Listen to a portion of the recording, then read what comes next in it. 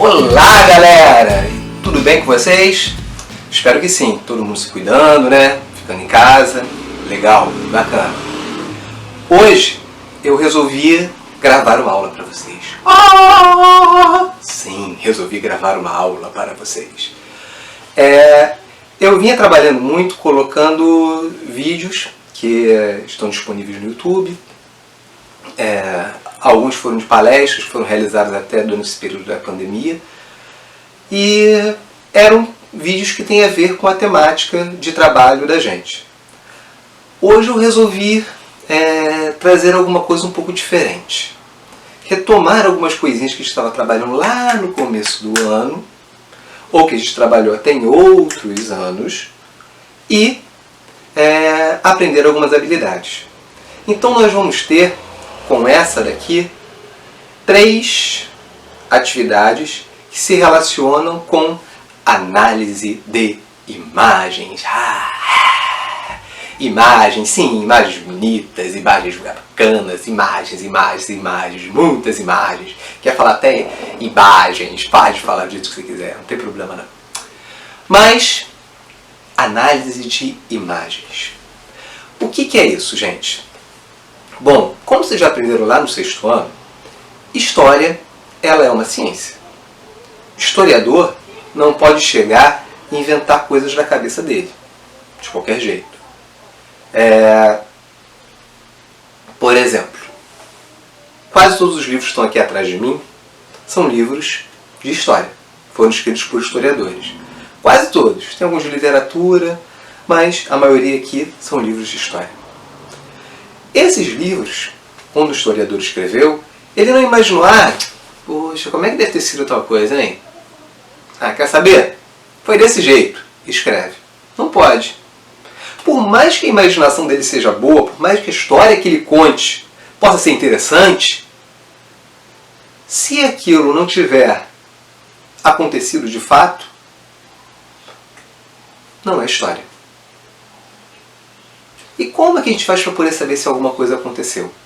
Nós utilizamos, atenção, pausa dramática. O que a gente utiliza? Sim, fontes históricas, você acertou, muito bem. Tá, espera só um pouquinho. Aí atrás, desliga o Free Fire, isso. Facebook, baixa a aba do Facebook, já fizeram isso? Volta aqui, presta atenção em mim. Fontes históricas, isso, historiadores utilizam fontes históricas. O que são essas fontes? São documentos. Documentos que podem ser documentos escritos.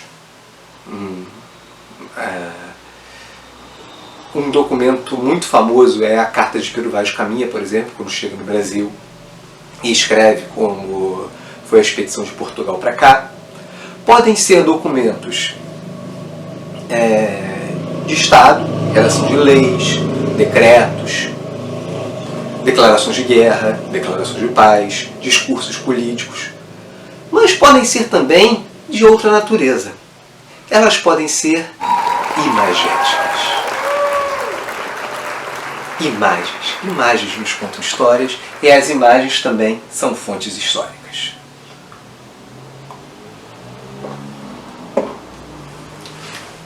O que nos leva então a pensar o seguinte: professor, se eu pegar então a imagem para poder utilizar, fica fácil, porque a imagem, ela está lá, foi como a coisa aconteceu.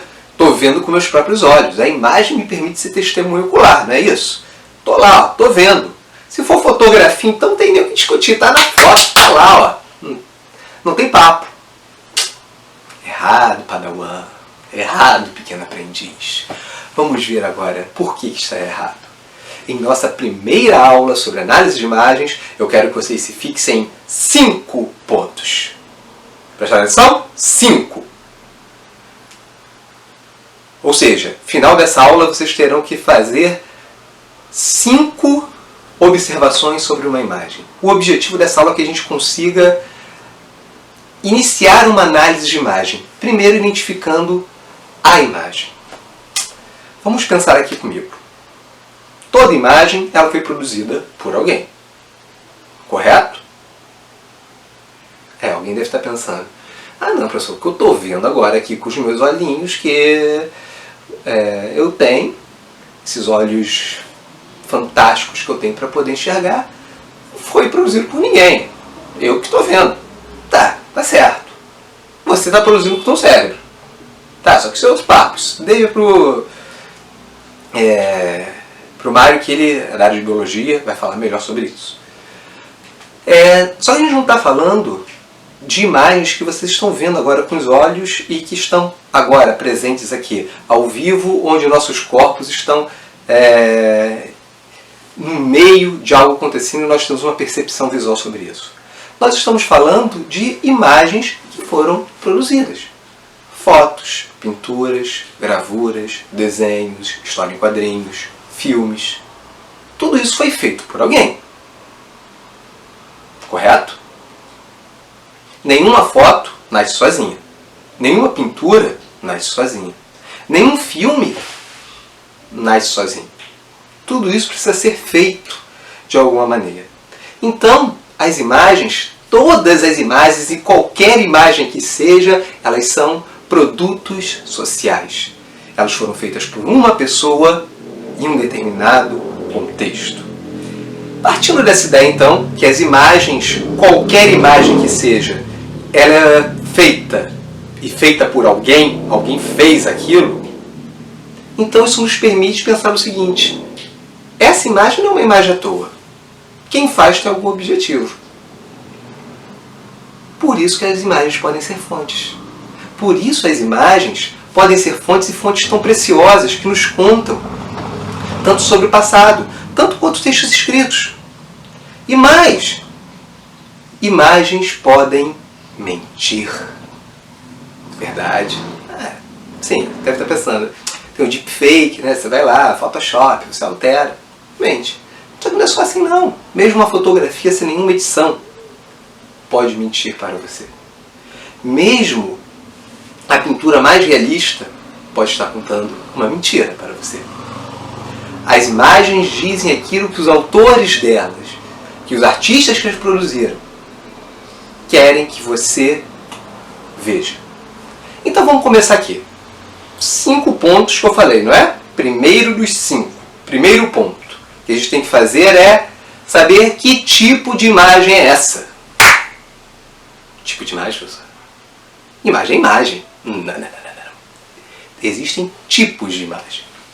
Essa imagem, ela é o quê? Uma fotografia? Essa imagem, ela é uma pintura rupestre? Pintura rupestre são aquelas pinturas que os primeiros seres humanos sedentários ou pinturas rupestres, embolou tudo.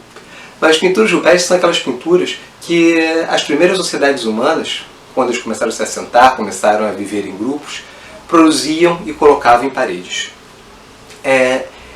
Essas pinturas chegaram até nós. Muitas vezes porque estavam protegidas dentro de cavernas ou em locais onde não batia o sol que queimava o pigmento, mas elas estão lá. Ou seja, essa imagem é uma pintura rupestre, essa imagem é uma fotografia, essa imagem é uma pintura em tela, uma pintura a óleo feita em tela, essa imagem ela é uma aquarela, uma pintura feita em papel, uma pintura a guache. Essa imagem ela é um filme, essa imagem ela é uma história em quadrinhos. É importante saber isso. Então a primeira coisa que a gente tem que fazer quando vê uma imagem é saber que imagem é aquela. Isso aqui tem cara de ser um cartaz. Boa, é um cartaz. Um cartaz feito em suporte de papel. Legal. Isso aqui tem cara de ser, deixa eu ver, uma tela. Vou pesquisar sobre ela, deixa eu pesquisar. Sim, uma tela a óleo.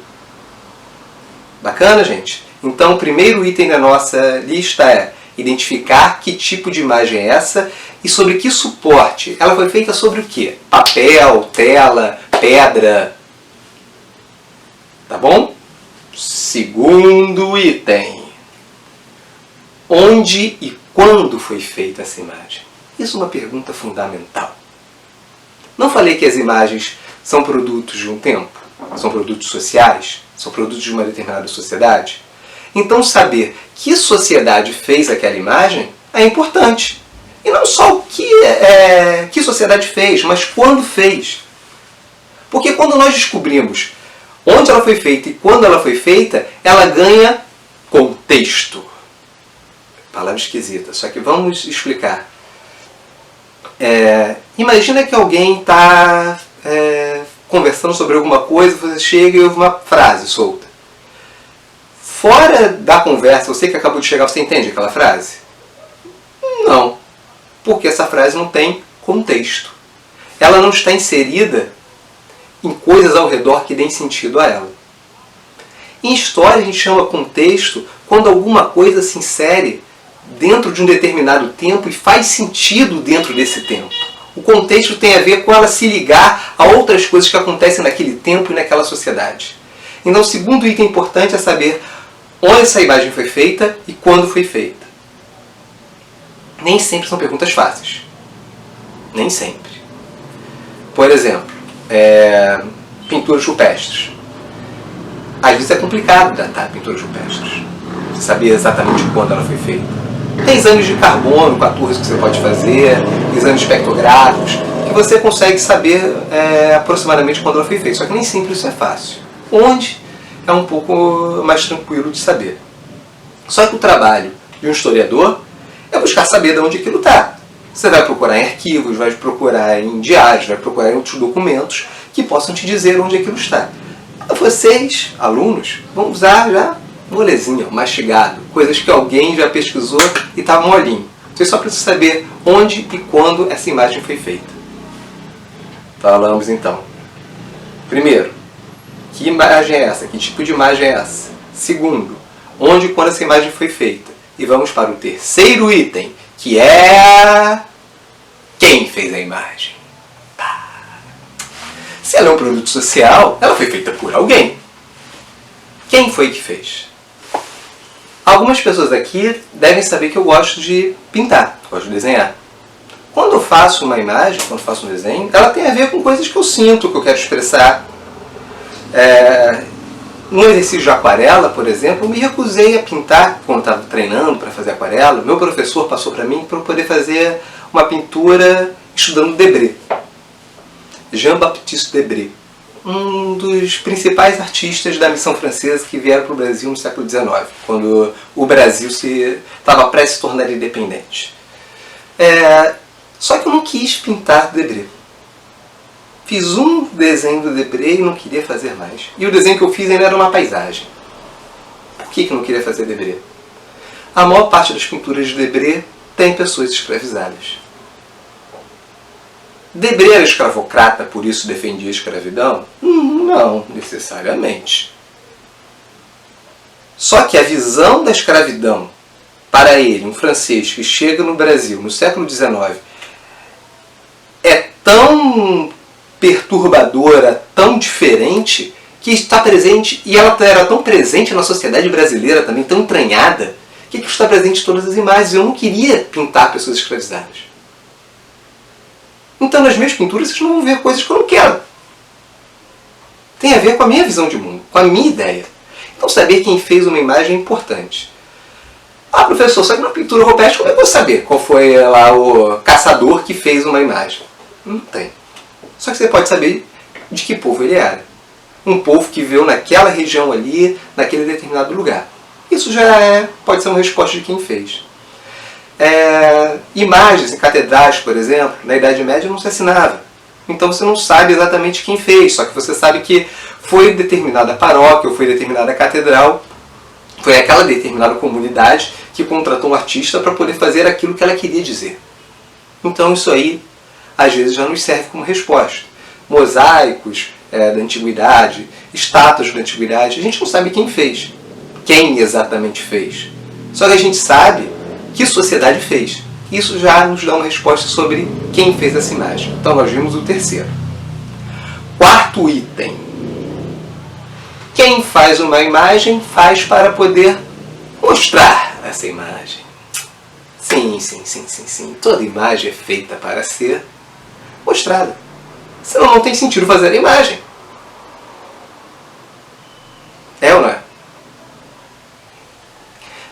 vídeos para ser mostrado pra gente.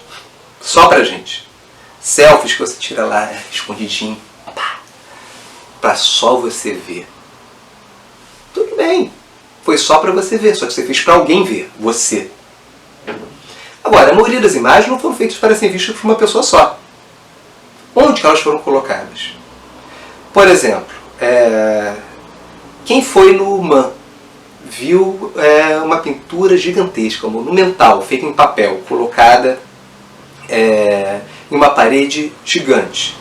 A gente podia sentar aí em frente dela, dá para sentar quase 100 pessoas ali e não completava ainda o tamanho todo da imagem. A pessoa fez aquilo com objetivo. E aquela imagem só faz sentido dentro daquele museu, que tem aquele espaço. Então, onde a imagem foi exposta ou onde ela foi publicada, se torna importante. Por exemplo, é um filme. Legal, ele foi feito para passar no cinema. Boa. Era um filme só que foi feito para passar na TV. Então, é outro público. Essa imagem é uma fotografia de jornal. Legal, então ela foi feita para poder relatar alguma notícia, porque ela está em um jornal. Essa imagem é uma ilustração de um livro. Então ela ajuda a contar uma determinada história e dá sentido para a história que aquele livro está contando. Boa! Onde a imagem está exposta, nos diz muito, porque nos diz para que público, para quem é aquela imagem. Quem o autor queria que visse aquela imagem. Então nós vimos, primeiro item, recordando, que tipo de imagem é essa? Se ela é fotografia, pintura, ilustração, gravura, história em quadrinhos, pintura rupestre, enfim, o que ela é. Segundo, quando a imagem foi feita e onde ela foi feita. Terceiro, quem foi que fez essa imagem. Quarto, essa imagem foi colocada onde para ser vista por quem. Isso é muito importante. E agora chegando ao nosso quinto e último ponto que eu quero que vocês observem, que tem outros códigos nessa imagem? Código. Tipo código secreto? Não. Código de linguagem. A imagem é uma linguagem. Quando você pinta alguma coisa, eu estou fazendo com que você reconheça aquilo, que aquilo faça sentido para você. Por exemplo, uma imagem de um smile. Uma bolinha, duas bolinhas, uma boquinha. Essa imagem vocês podem falar que é um rosto. Só que é um rosto? Não. Mas vocês reconhecem como um rosto porque é uma linguagem visual que você sabe reconhecer. Além da linguagem imagética, tem algum outro código de linguagem? Tem, por exemplo, palavras. É um cartaz que tem palavras, tem frases. É uma história em quadrinho que tem falas, tem textos, tem balões. É um filme que tem áudio, como esse agora, um vídeo que tem áudio. É uma imagem de Instagram com filtro, ou Snapchat, que tem elementozinhos que vocês conseguem colocar dentro da imagem. Tem alguma outra coisa nela? Ou ela só uma imagem? Só aquele desenho? Só aquilo que a gente colocou na questão 1? Bom, pessoal, por hoje a gente fica por aqui. Nós tivemos com isso um exercício de identificar a imagem. O primeiro passo quando a gente vai pegar uma imagem é saber que imagem é essa. E para a gente saber que imagem é essa, nós precisamos responder essas 5 questões. Tudo bem? Próxima aula eu vou tentar fazer uma surpresa, vou fazer uma dinâmica diferente. Espero conseguir. Estou aqui improvisado, ó. Tem uma luz forte pra caramba pegando aqui, outra luz aqui. Estou no meu quarto, essa aqui é minha estante de livros. Estou sentado na minha cadeira aqui que não está muito confortável. Botei minha câmera fotográfica em cima de um móvel para poder filmar. Espero que o estúdio tenha dado certo. Pessoal, tudo de bom para vocês. Vou colocar ao longo dessa semana um exercíciozinho que tem a ver com essa aula. Façam e a gente conversa na próxima semana. Abração, gente. Tchau, tchau.